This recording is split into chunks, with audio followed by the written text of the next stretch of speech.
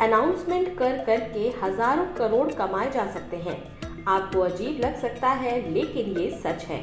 सिर्फ बोलकर बताने भर से हजारों करोड़ का बिजनेस किया जा रहा है। यह है साउंड बॉक्स की क्रांति, जिसमें लगभग सभी फिनटेक यानी फाइनेंशियल टेक्नोलॉजी कंपनियां लगी हैं और लोगों की एक छोटी लेकिन महत्वपूर्ण समस्या को सुलझाकर बेहतरीन बिजनेस कर रही है। दरअसल सब्जी बेचने वाले या किराना दुकानदार कई वर्षों से पेटीएम, गूगल पे, भारत पे, भीम जैसे कई ऐप्स के जरिए यूपीआई पेमेंट ले रहे हैं, लेकिन इसमें एक समस्या अक्सर आड़े आती थी। दुकानदार को बहुत बार पता नहीं चलता था कि पेमेंट उसे रिसीव हुआ भी है या नहीं। वजह कई थी, स्मार्टफोन का ना होना, मैसेज का प्राप्त ना होना, फर्जी ऐप से ठगी किया जाना वगैरह। लेकिन उपाय कोई था ही नहीं। ऐसे में दुकानदारों के लिए एक नया आइटम आया जो ऑनलाइन पेमेंट पूरा होने की जानकारी बोल कर देता था। ये नई क्रांति आई है पेमेंट के बारे में बोलकर बताने वाले साउंड बॉक्स से, और यही साउंड बॉक्स भारतीय फिनटेक कंपनियों के लिए एक बेहतरीन कमाई का जरिया बन गए हैं। सरकार के एकीकृत भुगतान इंटरफेस के कारण हाल ही के वर्षों में भारत में डिजिटल भुगतान ने बहुत ऊंची छलांग लगाई है, क्योंकि यूपीआई यूजर्स को मोबाइल फोन के साथ तत्काल बैंक ट्रांसफर की अनुमति मिल रही है। यूपीआई चलाने वाले national payment corporation of India के आंकड़ों के मुताबिक देश में यूपीआई लेन देन की मात्रा 2017 के वित्तीय वर्ष में 20 मिलियन से बढ़कर 2023 वित्तीय वर्ष की तीसरी तिमाही तक 7 बिलियन हो गई है। आंकड़ों से पता चलता है कि इसी अवधि में किए गए यूपीआई लेन देन का मूल्य 1000 करोड़ रुपए से बढ़कर 100 लाख करोड़ रुपए हो गया है।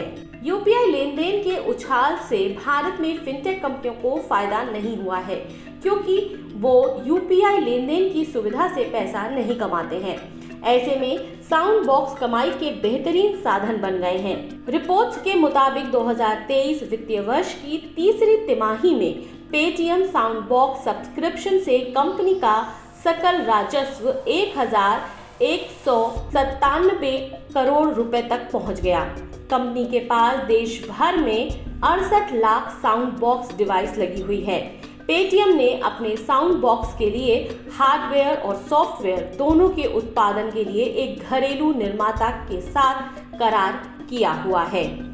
पेटीएम के साउंड बॉक्स की सफलता ने अन्य फिनटेक कंपनियों को अपने डिवाइस लॉन्च करने के लिए प्रेरित किया है। इस सेगमेंट में पेटीएम को सबसे पहले भारत पे ने टक्कर दी। इसने जून 2022 में अपना साउंड बॉक्स भारत पे स्पीकर लॉन्च किया।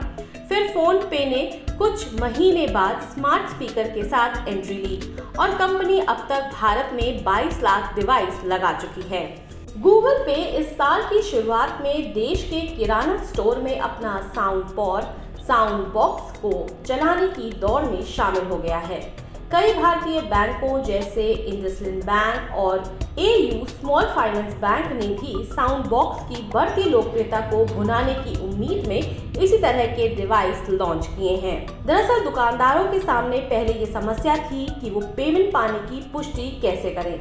ग्राहक ने पेमेंट कर दिया, लेकिन इसकी पुष्टि बैंक से या फिर अपने किसी परिवारजनों के जरिए करनी पड़ती थी। ये बहुत झंझटी काम था और इसमें टाइम लगने के कारण विवाद भी होता रहता था। अब साउंड बॉक्स ने उस समस्या का समाधान कर दिया है।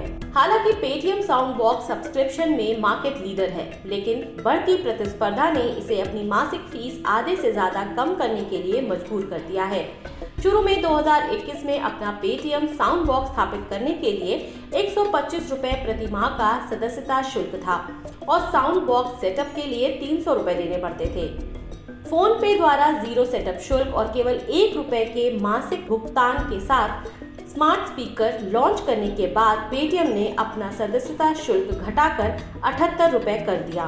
हालांकि फोन पे ने अब अपने मासिक शुल्क को बढ़ा दिया है और एक सेटअप फीस भी लगा दी है। साउंड बॉक्स लगाने के साथ साथ फिनटेक कंपनियों ने लोन समेत अन्य स्कीमें भी बेचनी शुरू कर दी हैं। तो ये एक नई डिजिटल क्रांति है, जहां बोलकर बताने भर से हजारों करोड़ रुपए की कमाई की जा सकती है। न्यूज़ ट्रैक की रिपोर्ट के साथ मैं श्वेता श्रीवास्तव।